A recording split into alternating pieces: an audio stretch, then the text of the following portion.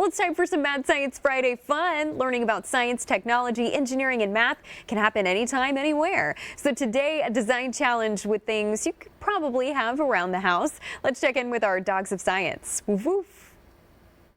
Yes, we are the dogs of science. Woof, woof. Right here in Living, Oklahoma. So excited. What do you have for us today? Well, today we're taking on a big challenge. You see, one of the challenges facing many people today is limited resources. Sure. We are always asked to do more with less materials, less experience, and even less knowledge about the jobs that we do.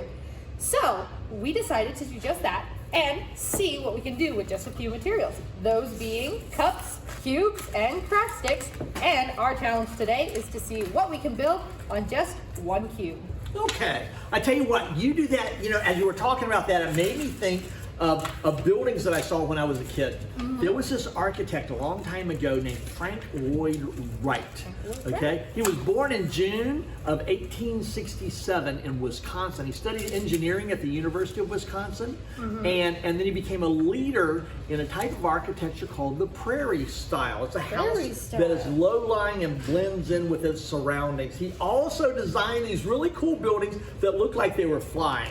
Okay, so this is what I'm going to do. I'm going to try and build one of those, and it's all about balance. Okay, so I'm going to use two to start with, and then I'm going to see if I can't balance something out here so that it looks really cool and balanced like that. And then using the same idea, just cups, cubes, and craft sticks. I love this idea because it's all about building and being creative and coming up with ideas that we might not normally think of. Yeah. There we go. So you can see that I've got this balanced out there. Uh-oh. I didn't have And I'm going to put more weight on this side. All right. Now, if you have cups, some cubes, and some craft sticks, and see what you can come up with in the same way. Now, here's some ideas when you're doing a design challenge. First of all, don't get frustrated and give up, okay? Because the whole idea is to figure out through process of elimination and sometimes mistakes, like I'm doing right here, work really well, okay? Now you're going to see in just a minute here, I'm going to be able to balance these out. I'm going to be able to balance these out, and it's going to raise it up just like, hang on, just like. There we go, one more. And set this back here.